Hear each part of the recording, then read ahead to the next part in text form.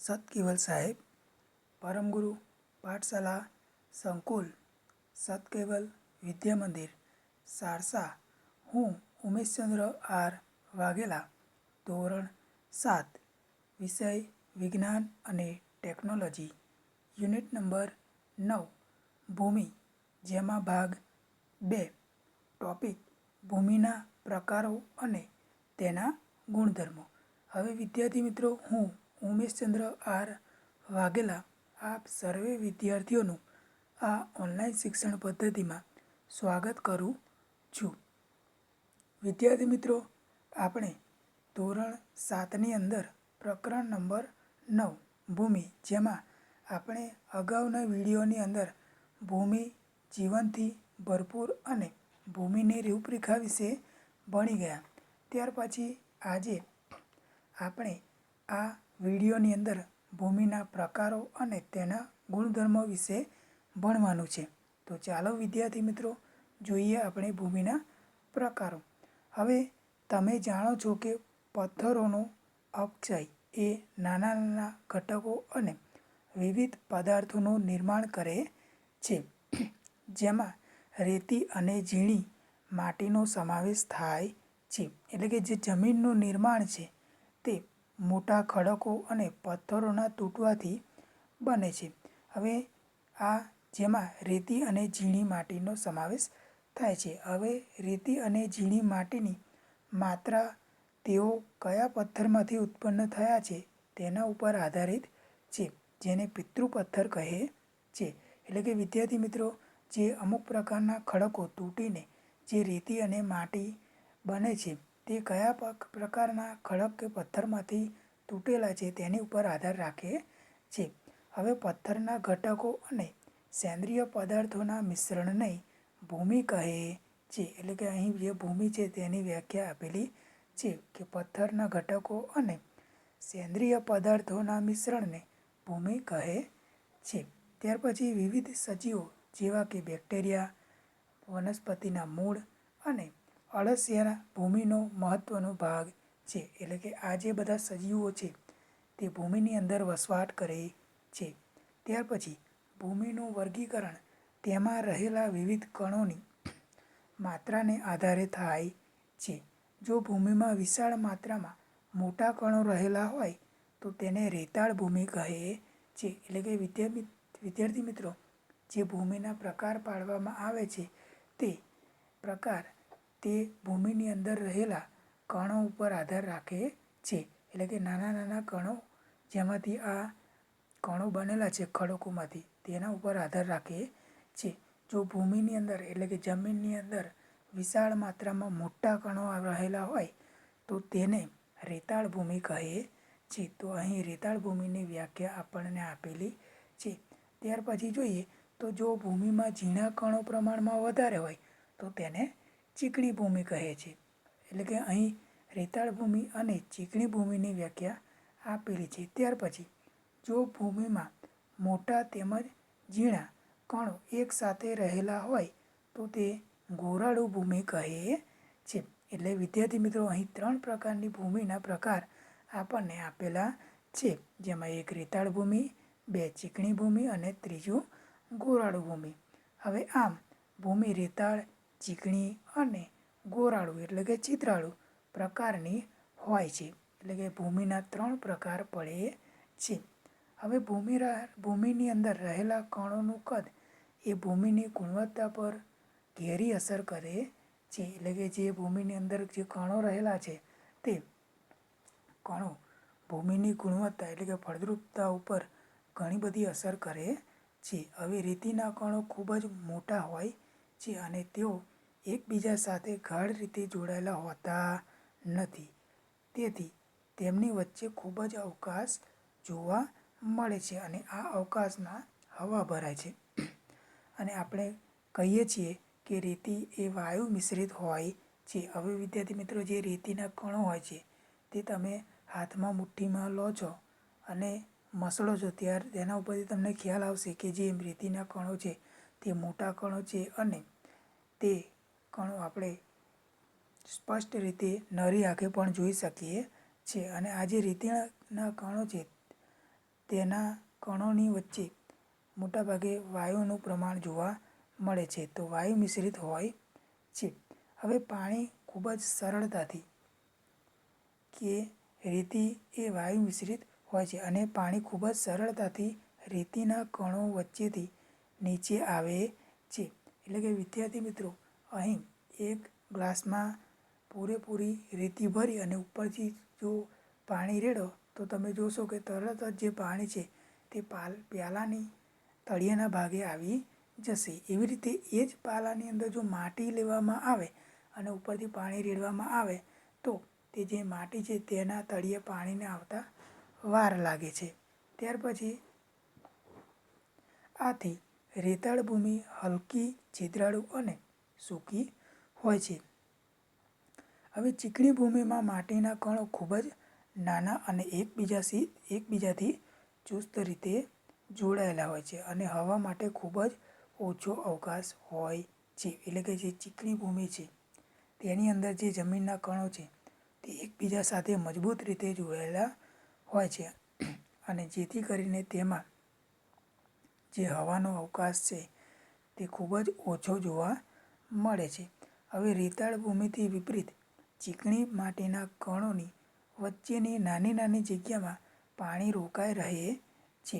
હવે જે રેતાળ ભૂમિ છે તેની અંદર જે પાણી છે તેનો સંગ્રહ થતો નથી. એટલે કે મોટા ભાગે જે પાણી છે તે નીચેના ભાગમાં જતું રહે છે. જ્યારે જે માટીના કણો છે એટલે કે ચીકણી માટી હોય છે તેમાં જે માટીના કણો તે પાણીને જકડી રાખે છે, એટલે કે રોકાઈ રહે છે. તેથી ચીકણી માટીમાં ખૂબ જ ઓછી હવા હોય છે, પરંતુ તેઓ વજનમાં ભારે હોય છે કારણ કે રેતાળ ભૂમિ કરતાં વધુ પ્રમાણમાં પાણી રોકી રાખે છે. એટલે કે આનો અર્થ એ બતાવે છે કે જે ચીકણી જમીન છે, ભૂમિ છે, તેની અંદર ભેજનું પ્રમાણ જોવા મળે છે. ત્યાર પછી વનસ્પતિની વૃદ્ધિ માટે ગોરાળુ ભૂમિ એ સૌથી શ્રેષ્ઠ છે. ગોરાળુ ભૂમિ એ રેતી અને માટી અને અન્ય પ્રકારના ભૂમિના કણની બનેલી હોય છે. એટલે કે આપણને જે ભૂમિના જુદા જુદા પ્રકાર આપેલા છે તેમાં જે ગોરાળુ ભૂમિ છે તે ખેતી માટે ખૂબ જ ઉપયોગી ભૂમિ છે કે જેની અંદર રેતી, માટી અને અન્ય પ્રકારના કણ આવેલા હોય છે, જેને કાંપ કહે છે. હવે નદી કાંઠા ઉપર કાંપ એકત્ર થાય છે અને કાંપના કણનું કદ રેતી અને માટીના કણના કદની વચ્ચેનું હોય છે, એટલે કે પ્રમાણસરનું હોય છે. હવે જે ગોરાળુ ભૂમિ છે તો ગોરાળુ ભૂમિમાં પણ કળણ જોવા મળે છે અને આ ભૂમિ વનસ્પતિની વૃદ્ધિ માટે યોગ્ય જલધારણ ક્ષમતા ધરાવે છે, એટલે કે તે ભેજનું પ્રમાણ ધરાવે છે. ત્યાર પછી આગળ મારે જાણવું છે કે કયા પ્રકારની ભૂમિના વાસણો માટલા અને સુરાહી બનાવવા માટે વપરાય છે.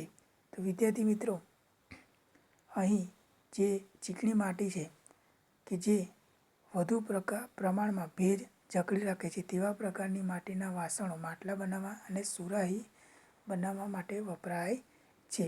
જેથી જે માટીના વાસણો જે આકાર ઘડવાના હોય છે તે લાંબો સમય સુધી ભેજ જકડી રાખતા હોવાથી તેનો આકાર જળવાઈ રહે છે. ત્યાર પછી આગળ પ્રવૃત્તિ 9.3. હવે માટીવાળી ગોરાળુ અને રેતાળ ભૂમિના નમૂના એકઠા કરો અને આ નમૂનામાંથી એકાદ પ્રકારની ભૂમિ મુઠ્ઠી ભરીને લો અને તેમાંથી પથ્થર, કાંકરા કે ઘાસ વગેરેને દૂર કરો. હવે વિદ્યાર્થી મિત્રો, અહીં ત્રણેય પ્રકારની ભૂમિ છે તેમાંથી કોઈ પણ એક પ્રકારની ભૂમિ લઈ, એટલે કે મુઠ્ઠીમાં લઈ અને તેમાંથી જે પથ્થર, કાંકરા અને ઘાસ વગેરે દૂર કરવાનું છે. હવે તેમાં ટીપું ટીપું પાણી નાખીને ગૂંથો અને તેને આકૃતિ 9.4a જે અહીં આકૃતિ એની અંદર જોઈ શકો છો એટલા પ્રમાણમાં પાણી નાખો કે જેથી માટીનો દડો બનાવી શકાય, જે આકૃતિ 9.4bમાં જોઈ શકો છો. એટલે કે માટીનો દડો અહીં બનાવી શકાય છે. ત્યાર પછી પણ તેની સાથે તે ચીકણો ન હોવો જોઈએ. હવે ભૂમિમાંથી દડો બનાવવાનો પ્રયત્ન કરો. જે આકૃતિ 9.4 અંદર જોઈ શકો છો કે જે ભૂમિ છે તેની અંદર પાણી રેડી ગુંદી અને આ રીતે આકૃતિ C અંદર બતાવ્યા મુજબ દડો બનાવવાની કોશિશ કે પ્રયત્ન કર્યો છે. ત્યાર પછી આકૃતિ 9.4D આ નળાકારમાંથી એક રિંગ જેવી રચના બનાવો. એટલે કે જે અહીં Dની અંદર તમે જોઈ શકો છો તો આ જે નળાકાર છે તેમાંથી ગોળાકાર રિંગ બનાવી શકાય છે. આમ અહીં બીજા નમૂનાઓ વડે પ્રવૃત્તિનું પુનરાવર્તન કરો અને શું માટીના નમૂનાના આકાર પરથી તેના પ્રકાર જાણી શકાય છે? શું તમે જણાવી શકો છો કે આ કયા પ્રકારની માટી કુંડા, રમકડા અને મૂર્તિઓ બનાવવાના કામમાં આવી શકે? તો વિદ્યાર્થી મિત્રો, અહીં જે 3 પ્રકારની માટી છે તેમાં જે ચીકણી માટી છે તે આ માટીના કુંડા, રમકડા તેમજ મૂર્તિઓ બનાવવા માટે ઉપયોગી બની શકે છે. ત્યાર પછી ભૂમિના ગુણધર્મો. હવે તમે ભૂમિની ઉપયોગિતાની કેટલીક યાદી બનાવેલી છે. તો ચાલો ભૂમિની કેટલીક લાક્ષણિકતાઓ શોધવા માટેનો પ્રવૃત્તિઓ કરીએ. હવે તેમાં પહેલું, ભૂમિમાં પાણીનો અનુસ્રવણ એટલે કે ઝરણ દર એટલે કે અંતઃસ્રવણ દર. હવે બુજો અને પહેલીએ ઘરના ભોંયતળિયે અને એક કાચના રોડ પર 50x50 એટલે કે 50 સેન્ટીમીટર ગુણ્યા 50 સેન્ટીમીટરના 2 જુદા જુદા ચોરસ બનાવ્યા અને તેમણે એક સરખા કદની 2 બોટલો ભરી. તેમણે બંને જગ્યાઓ ચોરસ પર એક સરખા સમયે બોટલો ઠાલવી અને તેમણે જોયું કે ઘરના તળિયા પર પાણી વહી ગયું અને શોષણ ન પામ્યું, જ્યારે બીજી તરફ કાચા રસ્તા પર પાણી શોષણ પામ્યું. એટલે કે અહીં જે 2 જગ્યાઓ હતી, એક ઘરના અંદર અને બીજું ઘરની બહાર રસ્તા ઉપર 2 જગ્યાએ પાણી ઢોળવામાં આવ્યું. તો જે જમીનવાળો વિસ્તાર હતો તેની અંદર પાણી શોષણ થઈ ગયું, જ્યારે ઘરની અંદર જે પાણી હતું તે ઢોળાઈ ગયું અને આમ તેમ પ્રસરણ પામી ગયું હશે. હવે બુજોને આશ્ચર્ય થયું કે પાણીના શોષણ માટે દરેક ચોરસમાં તફાવત કેમ જોવા મળે છે.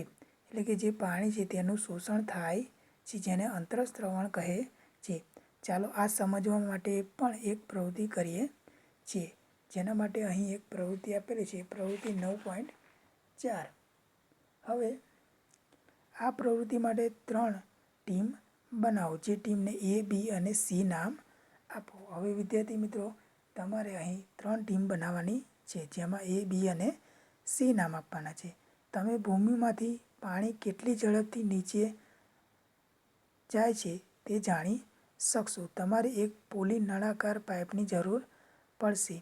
એટલી ખાતરી કરજો કે દરેક ટીમના પાસે સરખા વ્યાસવાળી નળી હોય અને આ પાઇપ મેળવવા માટે સૂચનો નીચે આપેલ છે. એટલે કે 3 પ્રકારના વિદ્યાર્થીઓ પાસે એક જ કદની, એક જ સાઇઝની જે પાઇપ હોવી જોઈએ, જેનો વ્યાસ પણ સરખો હોવો જોઈએ.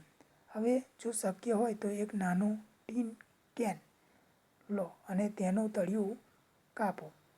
ત્યાર પછી બીજું, જો PVC એટલે કે આશરે 5 સેન્ટીમીટર વ્યાસની નળી હોય તો તેને 20 સેન્ટીમીટર લાંબા ટુકડામાં કાપો અને પછી વાપરો. તો આ પ્રકારે 2 પ્રકારની જે પાઇપ અથવા તો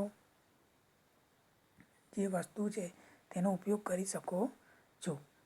જે સ્થાન પરથી ભૂમિ એકત્ર કરવાના હોય ત્યાં 2 સેન્ટીમીટર ઊંડી પાઇપ મૂકો અને 200 મિલી જેટલું પાણી તેમાં નાખો. હવે 200 મિલી પાણી માપવા માટે તમે 200 મિલી ખાલી બોટલ વાપરી શકો છો. એટલે કે જેટલો પાણીનો તમે ઉપયોગ કરવાના હોય તેટલું પાણી પાછું મેળવવા માટે તમે એટલા માપની બોટલ લઈ શકો છો. હવે તેમાં પાણી નાખવાનું શરૂ કરો. ત્યાર પછી નોંધો, જ્યારે પાઇપમાંથી પૂરેપૂરું પાણી એટલે કે આ પ્રકારની આકૃતિની ગોઠવણી કરો અને જેમાં ઉપરથી પાણી રેડવામાં આવે છે અને નીચેની તરફ જે માટી છે તેની અંદર પાઇપને ખૂંપવામાં આવે છે. ત્યાર પછી ખાલી થાય ત્યારે સમય નોંધો. અહીં પાણી ઉભરાઈ ન જાય અથવા તો આજુબાજુ ઢોળાઈ ન જાય તેનું ખાસ ધ્યાન રાખવાનું છે. અને નીચે આપેલા સૂત્રની મદદથી અનુસ્રવણ દર ગણો.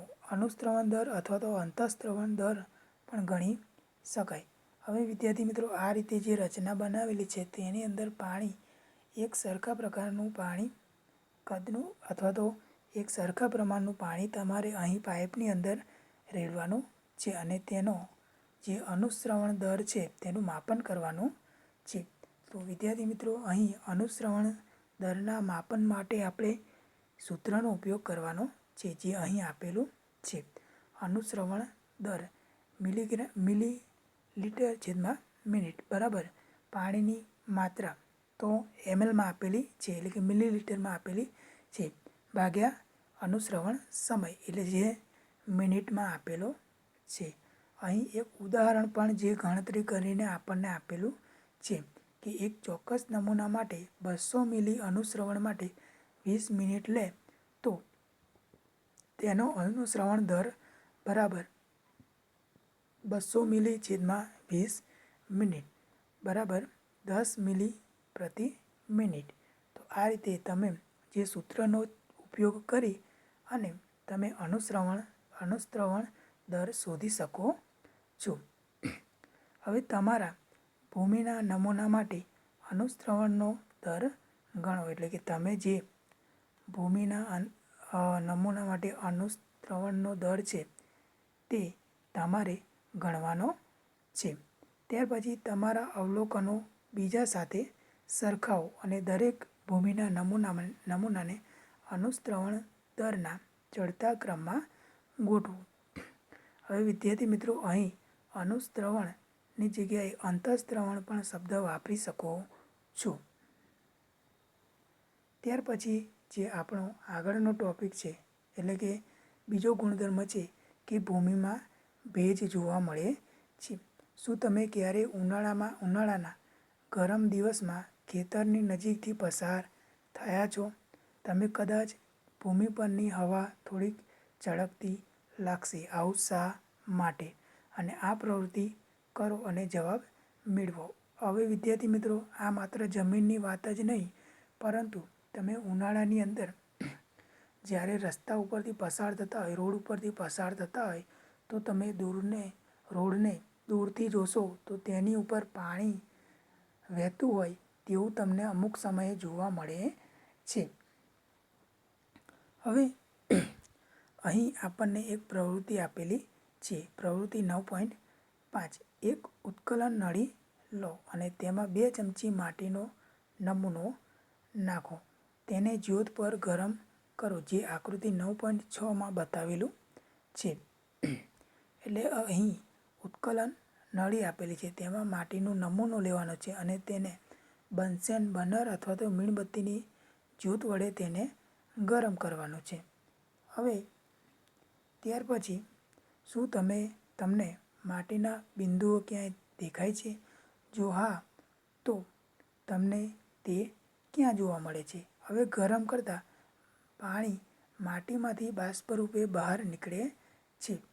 ઉપર જતાં બાષ્પ ઠંડી પડે છે અને ઉત્કલન નળીના ઉપરની સપાટી પર જામે છે. હવે વિદ્યાર્થી મિત્રો, આ જે પ્રવૃત્તિ છે તે આપણે જે 6ઠ્ઠા ધોરણની અંદર આપણે જલચક્ર વિશે ભણતા હતા તે જ અહીં આપેલું છે કે જેમાં બાષ્પીભવન દ્વારા આપણે જે પદાર્થોની અલગીકરણની ઘટનાઓ વિશે અલગીકરણના પાઠ વિશે આપણે 6ઠ્ઠા ધોરણની અંદર ભણ્યા હતા તે મુજબ અહીં બાષ્પીભવનની ઘટના જોવા મળે છે. અને વિદ્યાર્થી મિત્રો, જે જલચક્ર હોય છે તેમાં પણ જે બાષ્પીભવન થાય છે ત્યારે જે પાણીની વરાળ બને છે તે વરાળનું પાછું પાણીમાં રૂપાંતર થવાની ક્રિયા જેને ઘનીભવન કહે છે. તેવી રીતે અહીં તમે જોઈ શકો છો કે જે બાષ્પ છે પાણીની તે ઠંડી પડે છે અને ઉત્કલન નળી એટલે કે કસ નળીની ઉપરની સપાટી પર જામે છે. તમે જ્યારે ગરમ ચા કીટલીમાં રેડે છે ત્યાર પછી જે કીટલી હોય છે ગરમ ચા રેડેલી તેની ઉપર જો ઢાંકણ ઢાંકવામાં આવે ને પછી તરત જ તે ઢાંકણ લઈ લેવામાં આવે તો તે ઢાંકણને નીચે પાણીના ટીપાં બાજેલા જોવા મળે છે. તો અહીં જે પાણીની વરાળ છે એટલે કે ચાની અંદરથી જે ગરમ વરાળ નીકળે છે તે ઠંડી પડી અને ફરીથી પાણીમાં રૂપાંતર પામે છે. ત્યાર પછી તમે અમુક સમયે જો તમારે નંબર હોય ચશ્માના તો તમે અમુક વખત ચશ્મા પહેરી અને ચા પીતા હોય ગરમ ગરમ તો જે ચામાંથી જે વરાળ નીકળે છે તે તમારા ચશ્માના ભાગે સંપર્કમાં આવે છે અને જે ચશ્માના કાચ હોય છે તે પ્રમાણમાં ઠંડા હોય છે. એટલે જે ચા હોય છે તેમાં નીકળતી વરાળ ગરમ હોય છે અને આ ગરમ વરાળ એ ચશ્માના કાચના સંપર્કમાં આવે છે જે ચશ્માના કાચ ઠંડા હોય છે અને જે પાણીની વરાળ ઠંડી પડે છે અને જેના લીધે જે ચશ્મા હોય છે તેની ઉપર પાણીના ટીપાં જોવા મળે છે એટલે કે ભેજ જોવા મળે છે અને જેના લીધે આપણે તે ચશ્માની આરપાર ઝાંખું દેખાય છે એટલે કે પૂરેપૂરું સ્પષ્ટ રીતે જોઈ શકતા નથી. ચોમાસાની ઋતુમાં અથવા તો શિયાળાની ઋતુમાં ખૂબ જ ધુમ્મસ હોય અને તમે ગાડીમાં બેસી કોઈ રસ્તા ઉપરથી પસાર થતા હશો ત્યારે તમને જોવા મળશે કે જે ગાડીનો આગળનો કાચ છે તેની ઉપર જે ધુમ્મસવાળો ભાગ જોવા મળે છે અને જેના લીધે તમે ગાડીમાં બેઠા બેઠા બહારની તરફનું ચિત્ર સ્પષ્ટ રીતે જોઈ શકતા નથી અને આ માટે તમે વાઇપરનો ઉપયોગ કરો છો જેને ઉપયોગમાં લીધા પછી એટલે કે ચાલુ કર્યા પછી તમે તેના ઉપરથી જે પાણીના ઘટકો ભેજને દૂર કરો ત્યાર પછી કાચની આરપાર સ્પષ્ટ રીતે જોઈ શકો છો. તો આ રીતે તમે અહીં ઉત્કલન નળીની ઉપર જે પાણીના ટીપાં તે જામેલા જોવા મળે છે. હવે ઉનાળાના ગરમ દિવસોમાં ભૂમિમાંથી નીકળતી બાષ્પ એ સૂર્યપ્રકાશનું પરાવર્તન કરે છે અને ભૂમિની ઉપરની સપાટી ચળકતી લાગે છે. એટલે કે તમે રસ્તા ઉપરથી અમુક સમયે પસાર થાઓ ત્યારે તમને દૂરથી રસ્તા ઉપર પાણી ઢોળાયેલું હોય તેવું જોવા મળે છે એટલે કે સપાટી ચળકતી જોવા મળે છે. તો આ ખરેખર જે સૂર્યપ્રકાશ છે તેનું પુનરાવર્તન જોવા મળે છે. હવે માટીના નમૂનાને ગરમ કર્યા પછી તેને ઉત્કલન નળીમાંથી બહાર કાઢો. તેને જે માટીને ગરમ નથી કરેલી તેની સાથે સરખામણી કરો અને બંને વચ્ચેનો તફાવત નોંધો એટલે કે આ બંને વચ્ચે શું તફાવત જોવા મળે છે. ત્યાર પછી જે પ્રવૃત્તિ આપેલી છે તે છે પ્રવૃત્તિ 9.6. એક પ્લાસ્ટિકની ગળણી લો અને એક ગાળણ પાત્ર અથવા તો સમાચાર પત્રનો ટુકડો લો. તેને વાળીને આકૃતિમાં દર્શાવ્યા મુજબ ગોઠવો અને 50 ગ્રામ કોરી પાવડરવાળી માટી લઈ તેને ફનેલ એટલે કે ગળણીમાં નાખો અને અંકિત નળાકારની મદદથી નિશ્ચિત માત્રામાં પાણી લઈ અને તેને ટીપે ટીપે માટીના ઉપરના ભાગે નાખો. તમે આ હેતુ માટે ડ્રોપરનો પણ ઉપયોગ કરી શકો છો. બધું જ પાણી એક જ સ્થાન પર ન પડવા દો. બધી જ માટી પર રેડો. જે તમે અહીં આકૃતિની અંદર જોઈ શકો છો કે અહીં ગળણી, ગાળણપાત્ર, ડ્રોપર અને બીકરનો ઉપયોગ કરેલો છે અને માટી દ્વારા પાણીનું શોષણ એટલે ઉપરથી જેટલા પ્રમાણમાં પાણી રેડવામાં આવે છે તો શું તેટલા જ પ્રમાણમાં પાણી નીચેના બીકરમાં ભેગું થાય છે અથવા તો જે માટી છે તે પાણીનું શોષણ કરે છે. જ્યાં સુધી પાણી ટપકવાનું શરૂ ન થાય ત્યાં સુધી પાણી રેડો. અંકિત નળાકારમાં વધેલું પાણી મૂળ લીધેલી માટીની માત્રામાંથી બાદ કરો. આટલું પાણી માટી દ્વારા શોષણ પામ્યું. નીચે મુજબ તમારી નોંધપોથીમાં પરિણામ લખો. હવે વિદ્યાર્થી મિત્રો અહીં આકૃતિની અંદર જોઈ શકો છો કે જેટલા પ્રમાણમાં પાણી જે ઉપરથી રેડવામાં આવે છે તેટલા જ પ્રમાણમાં પાણી એટલે કે પ્રમાણનું પાણી નીચે બીકર આપેલું છે તેની અંદર જોવા મળતું નથી. એટલે જે માટી છે તેની અંદર અમુક પ્રકારના એટલે કે અમુક પ્રમાણમાં જે પાણી છે તેનું શોષણ થાય છે.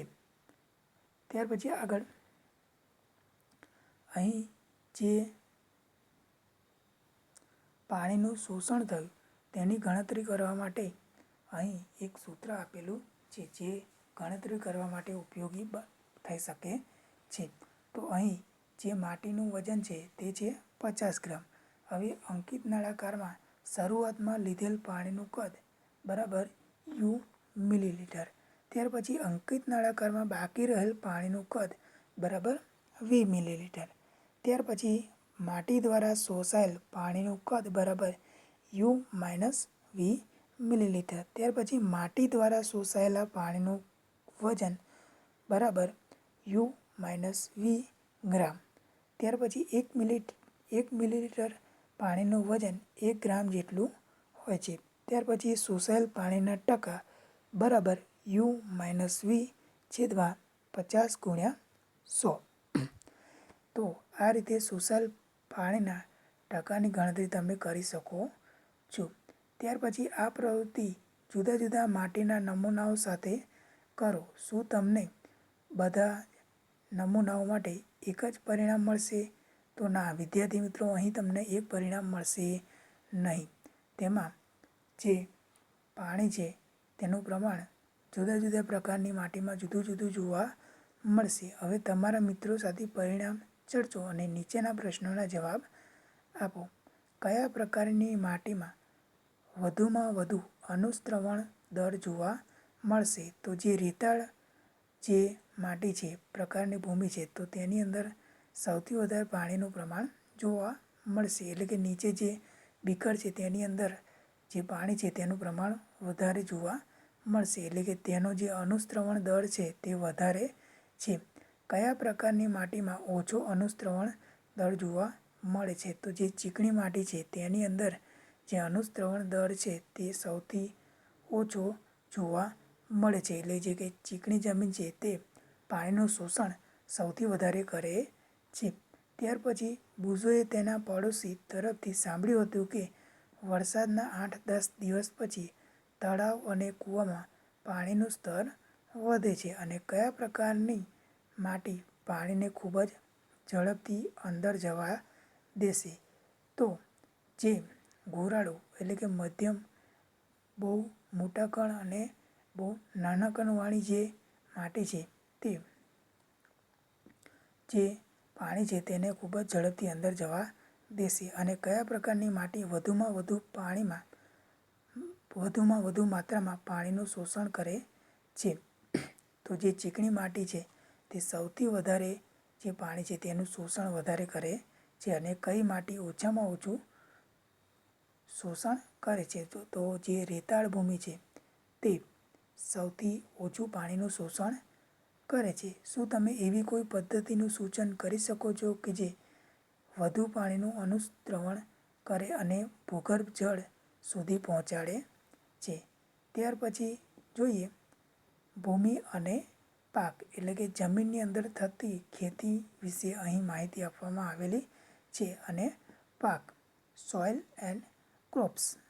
ભારતના જુદા જુદા ભાગોમાં જુદા જુદા પ્રકારની ભૂમિ જોવા મળે છે. અને કેટલાક ભાગમાં ચીકણી માટીવાળી ભૂમિ, કેટલાક ભાગમાં ગોરાળુ ભૂમિ, જ્યારે કેટલાક ભાગમાં રેતાળ ભૂમિ છે.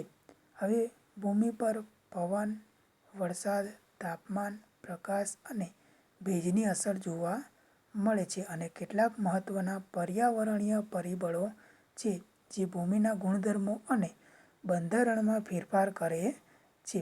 અને પર્યાવરણીય પરિબળો અને સાથે સાથે ભૂમિના ઘટકો તે પ્રદેશની વનસ્પતિઓ અને પાક ઉગશે તે નક્કી કરે છે. એટલે કે તે પ્રદેશની જે ભૂમિ છે તેની અંદર તે ભૂમિની ફળદ્રુપતા અને ભૂમિના પ્રકારને આધારે કયો પાક ઉગાડી શકાય તે નક્કી કરી શકાય છે. હવે ચીકણી અને ગોરાળુ બંને પ્રકારની ભૂમિ એ ઘઉં અને ચણા જેવા ધાન્યો માટે યોગ્ય છે. જ્યારે આ પ્રકારની ભૂમિ પાણીને જકડી રાખે છે. એટલે કે સૌથી વધારે આ પ્રકારની ભૂમિ પાણીનું શોષણ વધારે કરે છે. ચોખા જેવા પાક માટે ભૂમિ ચીકણી અથવા કાર્બનિક પદાર્થો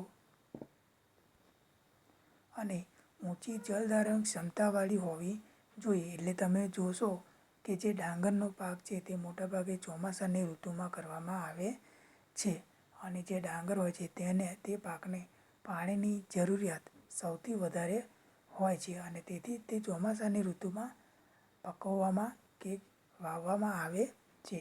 હવે મસૂર અને અન્ય કઠોળ માટે ગોરાળુ ભૂમિ જેમાં સરળતાથી અનુશ્રવણ થાય તે જરૂરી છે અને કપાસ માટે રેતાળ અથવા ગોરાળુ જે સરળતાથી અનુશ્રવણ થવા દે અને વધુ પ્રમાણમાં હવા ધરાવે તે વધુ યોગ્ય છે. તો અહીં વિદ્યાર્થી મિત્રો તમે જોઈ શકો છો કે જુદા જુદા પાક માટે કઈ જમીન વધુ માફક આવશે તે અહીં માહિતી આપણને પૂરી પાડવામાં આવેલી છે. હવે ઘઉં જેવા પાકને ચીકણી માટીમાં ઉગાડવામાં આવે છે કારણ કે તેઓ સેન્દ્રિય પદાર્થોથી ભરપૂર હોય છે અને ફળદ્રુપ હોય છે. તમારા શિક્ષકો, માતા પિતા અને ખેડૂત મિત્રો પાસેથી ભૂમિના પ્રકાર અને તેમાં ઉગાડી શકાય તેવા પાક વિશે માહિતી મેળવો. એટલે કે તમારા ઘરની આજુબાજુ થતા જે ખેતીકામ છે તેમાંથી પણ તમે માહિતી મેળવી શકો છો અથવા તો તમારા ઘરે જો ખેતી કરતા હોય તો તેમની પાસેથી પણ તમે માહિતી મેળવી શકો છો અને તેના આધારે કોષ્ટક 9.2માં તમારી વિગતો દર્શાવો. કયા કારની એટલે કે પ્રકારની ભૂમિ, વિદ્યાર્થી મિત્રો અહીં કારની લખેલું છે પરંતુ ખરેખર પ્રકારની આવે, ભૂમિ ચોખા ઉગાડવા માટે સુયોગ્ય છે અને વધારે અનુશ્રવણ દર્શાવતી કે ઓછું શ્રવણ દર્શાવતી. તો વિદ્યાર્થી મિત્રો અહીં જે ચોખા એટલે કે ડાંગર ઉગાડવા માટે ચીકણી ભૂમિ સૌથી વધારે ઉપયોગી છે કે જે સૌથી ઓછું અનુશ્રવણ ધરાવે છે. તો વિદ્યાર્થી મિત્રો અહીં આપણને એક કોષ્ટક આપેલો છે કે જેમાં ભૂમિના પ્રકાર તો ચીકણી ભૂમિ, રેતાળ ભૂમિ અને ગોરાળ ભૂમિ તો જોવા મળતા પાક. તો આ જુદા જુદા પ્રકારની અંદર જે પાક જોવા મળે છે તેમાં જે ભૂમિના પ્રકાર છે ચીકણી ભૂમિ તો તેમાં ઘઉં, ડાંગર, કઠોળ જેવા પ્રકારની વનસ્પતિ ઉગાડી શકાય છે. ત્યાર પછી ગોરાળુ ભૂમિ તો તેની અંદર મોટાભાગના શાકભાજી ઉગાડી શકાય છે અને ત્યાર પછી જે છેલ્લે છે રેતાળ ભૂમિ તો તેની અંદર જે અમુક પ્રકારના કઠોળ અને વેલાઓ પ્રકારની વનસ્પતિ જેવી કે તરબૂચ, સકાટેટી જેવી વનસ્પતિને પણ આ રેતાળ ભૂમિની અંદર ઉગાડી શકાય છે. આ ઉપરાંત જે બટાટા હોય છે તેને પણ આ રેતીની અંદર ઉગાડી શકાય છે. ત્યાર પછી વિદ્યાર્થી મિત્રો અહીં ગ્રામ અને કિલોગ્રામ હકીકતમાં દળના એકમો છે અને 1 ગ્રામ અને 1 કિલોગ્રામના દળનું વજન 1 ગ્રામ અને 1 કિલોગ્રામ હોય છે. પરંતુ સામાન્ય રીતે રોજિંદા વ્યવહારમાં વેપાર તથા ઉદ્યોગોમાં ગ્રામ અને ગ્રામ વજનના તફાવતને અવગણવામાં આવે છે. ત્યાર પછી અનુશ્રવણ દર અને પાણીની માત્રા જાળવી રાખવાના દર વચ્ચે શું તફાવત છે? તો બુજો તું આગળ વાંચેલું બધું જ ભૂલી ગયો લાગે છે. જા અને આખું પ્રકરણ વાંચ અને તને જવાબ મળી જશે. તો અહીં પહેલી બુજોને કહે છે કે જે બુજો છે તેને મગજમાં પ્રશ્ન ઉદ્ભવે છે. તો અનુશ્રવણ દર અને પાણીની માત્રા જાળવી રાખવાના દર વિશે જે તફાવત છે તેની માહિતી મેળવવા માગે છે પરંતુ બુજો એમ કહે છે કે આગળનું પ્રકરણ કે ચેપ્ટર તે તું ફરીથી વાંચ અને તેમાંથી માહિતી મેળવ. ત્યાર પછી જમીનનું ધોવાણ તો ભૂમિની સપાટીનું પાણી, પવન કે બરફ દ્વારા દૂર થવાની પ્રક્રિયાને ધોવાણ કહે છે. તો વિદ્યાર્થી મિત્રો અહીં જે જમીનનું ધોવાણ છે તેની વ્યાખ્યા આપેલી છે કે ભૂમિનું ધોવાણ એટલે શું? તો ભૂમિની સપાટીનું પાણી, પવન કે બરફ દ્વારા દૂર થવાની ક્રિયાને ધોવાણ કહે છે અને વનસ્પતિના મૂળ ભૂમિને નિશ્ચિત રીતે બાંધે છે અને વનસ્પતિની ગેરહાજરીમાં ભૂમિ ઢીલી પડે છે, પોચી બને છે, જેથી તે સરળતાથી પવન અને વહેતા પાણી દ્વારા ચલિત થાય છે, એટલે કે દૂર ઢસડાઈને જતી રહે છે. અને જે વિસ્તારોમાં ભૂમિ પર વૃક્ષો ઓછા પ્રમાણમાં હોય અથવા હોય જ નહીં, ત્યાં ગંભીર ધોવાણ જોવા મળે છે, જેવા કે રણ અને ઉજ્જડ ભૂમિ. તો આ પ્રદેશ જે છે તેની અંદર જમીનનું ધોવાણ સૌથી વધારે જોવા મળે છે, અને આથી જ વૃક્ષો કપાતા અને વન કટાઈ અટકાવવી જોઈએ, એટલે કે જે વૃક્ષો કાપવામાં આવી રહ્યા છે તેને અટકાવવા જોઈએ અને લીલા વિસ્તારોનો વધારો કરવા માટે પ્રયાસો થવા જોઈએ, એટલે કે વધુને વધુ વૃક્ષો વાવવા જોઈએ. તો આમ વિદ્યાર્થી મિત્રો, આપણે અહીં પ્રકરણ નંબર 9 પૂર્ણ થાય છે, અને આ પ્રકરણના સ્વાધ્યાયના પ્રશ્નો આપણે આવતા વિડીયોની અંદર ભણીશું. તો આપ સર્વે વિદ્યાર્થી મિત્રોએ મારો આ વિડીયો શાંતિપૂર્વક નિહાળ્યો તે બદલ આપ સૌનો ખૂબ ખૂબ આભાર.